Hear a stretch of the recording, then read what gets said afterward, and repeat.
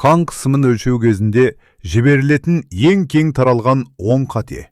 Көп адамдар қан қысымын дұрыс өлшеп жүрмін деп ойлайды. Бірақ шын мәнінде тіпті дәрігердің кабинетінде де өте жиі қателіктер жіберіледі. Бүгін біз артериялық қысымды өлшеу кезінде жиі кездесетін 10 қате туралы сөйлесеміз. Бұл қателіктердің ең қауіпті жағы, олар қате нәтижеге әкелуі мүмкін. Ал қате нәтиже нені білдіреді?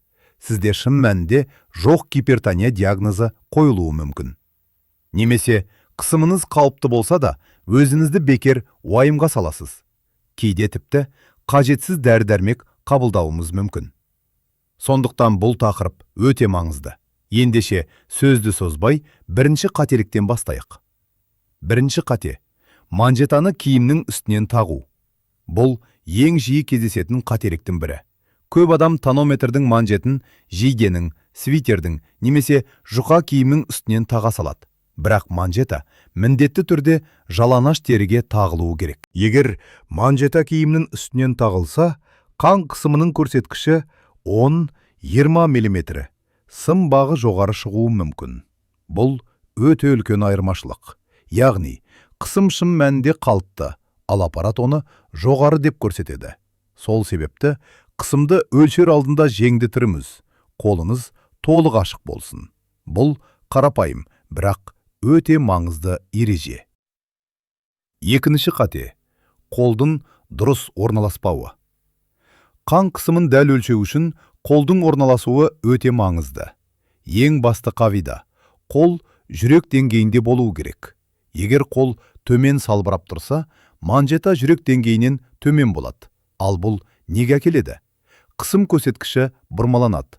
Нәтиже шындықтан жоғары немесе төмен болуы мүмкін. Дұрыс нұсқа.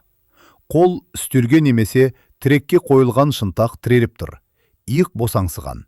Өкінішке қарай тіпті кейбір дәрігерлердің өздері де қол салбырап тұрған күйде өлшеп жатады. Ал бұл қате нәтиженің тікелей жолы. Үшінші қате. Манжета тым қатты немесе тым бос тағылуы. Манжета тағу кезінде оның тығыздығына көп адам мән бермейді. Ал бұл өте маңызды. Манжета тым бос болса, қолдың бәрі сыйып кетеді. Қысым дұрыс өлшенбейді. Манжета тым қатты болса, саусақ кірмейді. Қысым жасанды түрде жоғары шығады. Дұрыс нұсқа қандай? Манжета теріге тығыз, бірақ қыспай тұруы керек. Манжета мен терінің арасына 2 саусақ әрең сыйсын. 3 саусақ тым бос. 1 саусақ та кірмесе тым қатты. Манжета қолдың ішкі жағында, бицепстің астындағы белгімен дұрыс орналасуы керек. Егер дәрігер немесе өзіңіз манжетаны шамадан тыс қатты тартсаңыз, қысым көрсеткіші шындықтан жоғары болады. Төртінші қате. Демалмай тұрып қысым өлшеу. Нағыз артериялық қысым дегеніміз тыныш күйдегі қысым, яғни сіз тыныш отырсыз, дене босаңсыған, жүрек қалыпты режимде соғып тұр. Бірақ көп жағдайда не болады? Баспалдақпен көтерілдіңіз, көліктен тез жүріп келдіңіз, уайымдап асығып тұрсыз. Осыдан кейін бірден қысым өлшенеді. Әрине бұл кезде қысым жоғары болады, бірақ бұл шынайы көрсеткіш емес. Дұрыс өлшеу үшін кемінде 5-10 минут тыныш отырып демалу қажет. Тек содан кейін ғана қысымның нақты мәнін көруге болады.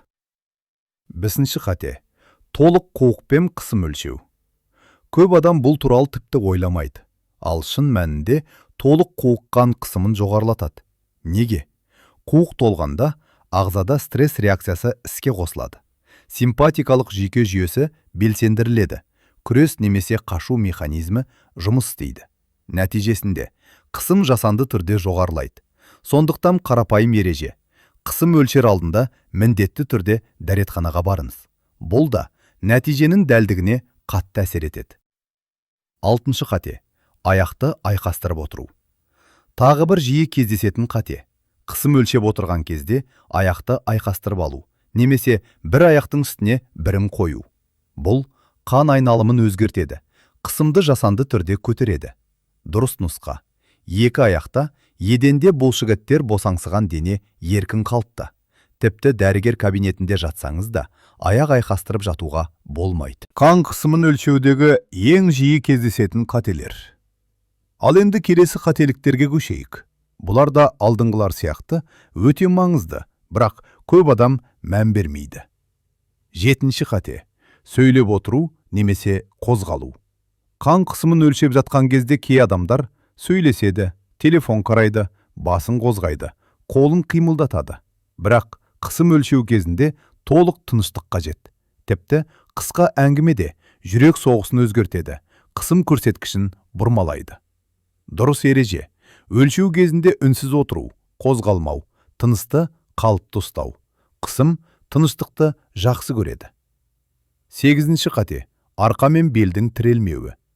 Бұл да жиі еленбей қалатын қате. Егер сіз арқасыз отырсаңыз, алға еңкейіп тұрсаңыз, орындыққа толық сүйенбесеңіз, дене кернеуде болады. Ал бұл қан қысымын көтеруі мүмкін. Дұрыс қалып. Арқа орындыққа тірелген, бел босаңсыған иық. Көтерілмеген дене неғұрлым босаңсыса, нәтиже соғұрлым дәл болады. 9-шы қате. Бір рет өлшеп, сонымен тоқтау. Көп адам қысымды бір рет өлшеп, болды деп қоя салады. Бірақ бір өлшем толық картина бермейді. Қысым минут сайын өзгеруі мүмкін. Күйзеліс пен эмоцияға тәуелді. Дұрыс тәсіл. Қысымды 2-3 рет өлшеу, әр өлшемнің арасында 1-2 минут үзіліс жасау, орташа мәнін есептеу. Міне сонда ғана нәтиже сенімді болады. 10-шы қате. Дұрыс емес манжета өлшемін қолдану. Бұл ең соңғы, бірақ өте маңызды қате. Әр адамның қолының көлемі әртүрлі. Біреуде жіңішке, біреуде жуан. Ал манжета қол шеңберіне сай болуы керек. Егер манжета тым кішкентай болса, қысым жоғары шығады. Тым үлкен болса, қысым төмен көрсетіледі. Сондықтан қолыңызға сай манжета таңдаңыз. Қажет болса, үлкен немесе кіші манжета қолданыңыз. Бұл әсіресе артық салмағы бар адамдарда, спортшыларда өте маңызды. Сонымен, біз артериялық қысымды өлшеу кезіндегі 10 негізгі қатені қарастырдық. Естеріңізде болсын. Дұрыс өлшенбеген қысым – қате диагноз. Қате диагноз қажетсіз уайымменен. Ал дұрыс өлшеу денсаулығыңызды дұрыс бағалауға, уақытында алдын алуға, дұрыс шешім қабылдауға көмектеседі. Егер сіз осы қателіктерді ескерсеңіз, қысымыңызды әлдеқайда дәл өлшей аласыз.